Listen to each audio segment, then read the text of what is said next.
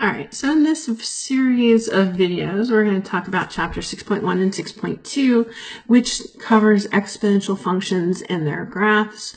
We're going to try to keep these short so that y'all don't fall asleep on me. The objectives, we're going to evaluate exponential functions. We're going to find the formula for an equation of an exponential function given a table, given 2 points that it goes through. We're going to learn about the compound interest formula and how to use it, and evaluate exponential functions with base E. So an exponential function is one that can be written in a certain form, a specific form. So this is a times b to the x, where b is not equal to 1 because 1 to the any power is still 1. That's kind of boring. And b has got to be greater than 0. So no negatives for b. B is going to be called our base.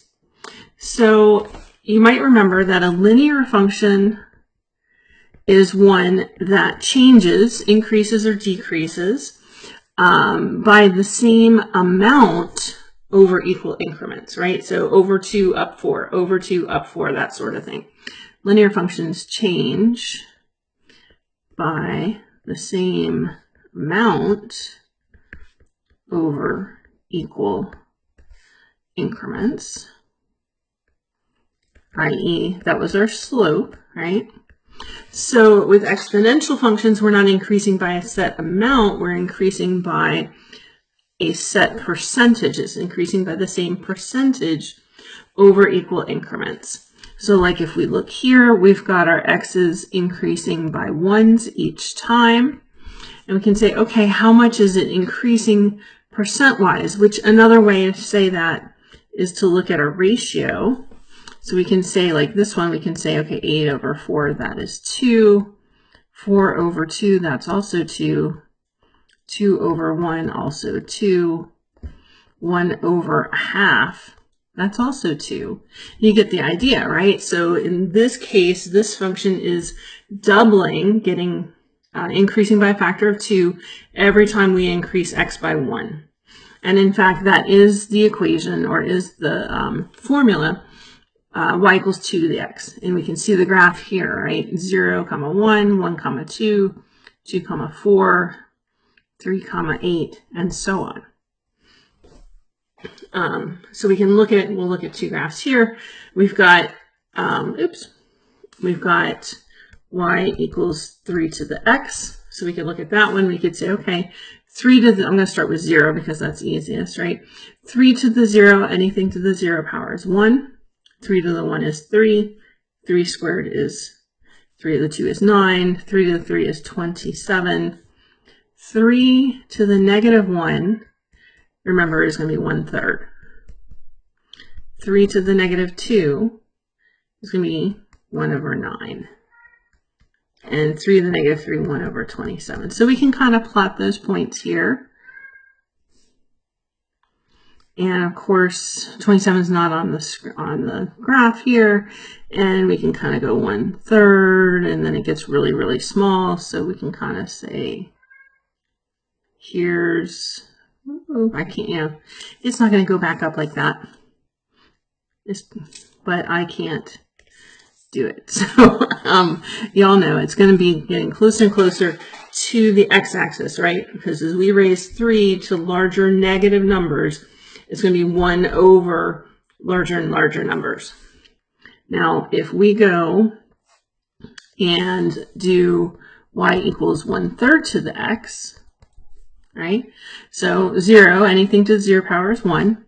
1/3 to the 1 would be 1/3. 1/3 to the 2 would be 1/9. 1/3 to the 3 would be 1/27. So 1 over 3 to the negative 1, though. So negative 1 basically means do the reciprocal, and then to that power. So this would be 3 to the 1. And 1/3 to the negative 2, that would be 9. And 1/3 to the negative 3 would be 27. You can check that with your calculator. So we can kind of see here that these 2 graphs are reflections over the x-axis, except that I can't make these go where I want them to. Close enough. There, it's supposed to be on that dot. So that these are reflections across the y-axis of each other. Okay. So our basic, and you can see that both of these, if I had managed to hit it, they both go through the point 0, 1. So they both have the same y-intercept. So properties of basic exponential functions. Remember, these are a, b to the x. They're always continuous, right? They're always 1 to 1. Remember, that means that they pass the horizontal line test. And they have an inverse.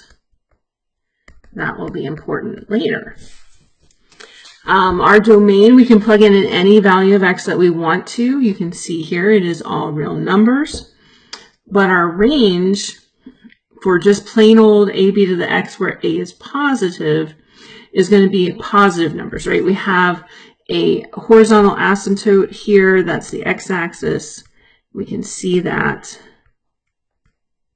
And so we're never going to get to 0, but we can have all positive numbers for y.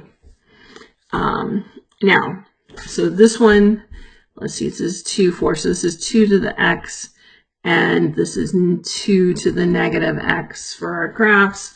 So what we have is if our b is greater than 1, our function is growing as we go left to right. So we call it a growth function. And if the base b is between 0 and 1, we call it it's decreasing. We call it a decay function because it's like whatever this is measuring is decaying as x gets large. It's getting a smaller amount. And like I said, we have the horizontal asymptote at y equals 0. And of course, the y-intercept at 0, comma, whatever a is. So when I've graphed these guys, when we say y equals 2 to the x, this is really 1 times 2 to the x. So a is 1. All right. And so that's kind of an intro. We're going to break and divvy this up a little bit into the next video.